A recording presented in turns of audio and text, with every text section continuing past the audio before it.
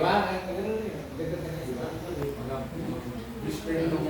O, basta huwag lang yung ano, huwag lang gagamit ng mga anting, mga yan, diba? Diba na yan?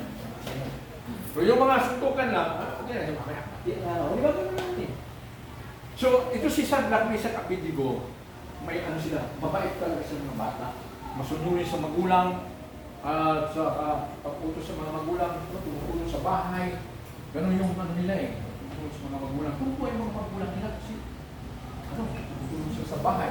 Walis, bukas plato, ano man. Yan.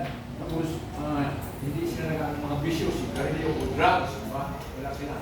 Inom o lasing, wala sila. Now, may time na tinawag sila ng hari.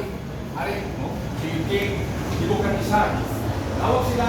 Tapos yung kilala si Juan, yung hari na pagsamba, no? Pagsamba sila sa ano, sa rebulto. Itong tatlong ito, si Shadrach at Abednego, ayaw, hindi sila lumuwas sa rebulto. Ayaw sila lumuwas sa rebulto. So nakita sa hari, may nagsulong sa hari na itong tatlong ito, hindi lang ano, hindi lang isamba sa pinasamba ng rebulto. Jesus Christ is the same yesterday, today, and forever. Sa budyo ng apoy. Diba? Doon sa puno. Puno ng apoy. May ano, parang, ayaw mo, nakita kayo mating pugon. Kung naging pugon na tapos, silang ng apoy na grabe, kainit. 7 times ano, grabe init. Malay ka pa, madamdam ng init. Diba? So, yun. Yung sila po ay, kasi sila yung tatlo, grabe ang pananalig nila kay Lord. Grabe yung nila sa Lord talaga. Mag-prayer po sila, siyempre mabait sila, tapos sa Panginoon. Yung tinapon sila doon sa ano, sa apoy. Ano nangyari? Hindi sila nasunog. Sa Bible yan, hindi sila nasunog. Di ba tatlo yun sila? Para pa sila eh. Yun pala, Panginoon pa rin. Siya mahal siya. Diba? So, pwede na ng Bible yan ha. Unang, ano ng Bible. So, hindi sila nagulat ng hari.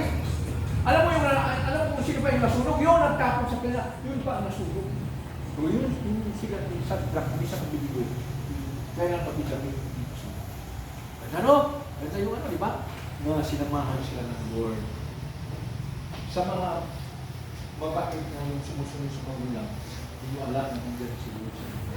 Nasamahan kayo ng Lord, di ba? Amen. Batang kayo ng Lord, nandiyan yung Injil ni Lord sa mga batang sumusunod sa mga magulang. Tama? Kasi wala namang magulang masama eh. May magulang uy, ano pa kaya? Ano pa kaya? Hindi ko?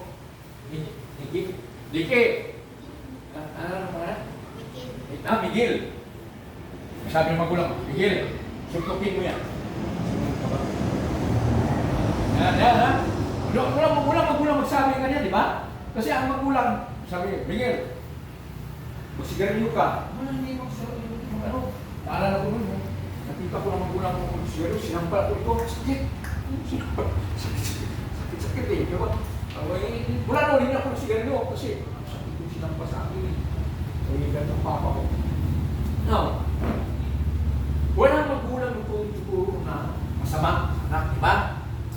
Kundi, ang tinuturo ng magulang, di ba? Sa bahay. Sumusunod tayo sa mga utos sa ating mga magulang, di ba? Kaya hindi siya ng tubig, hindi siya ng plato. Ito lagi ko nakikita na. Di ba? Ano dyan? Utos sa magulang. Hindi nag-react. Ito siya sa Shadrach, Meshach,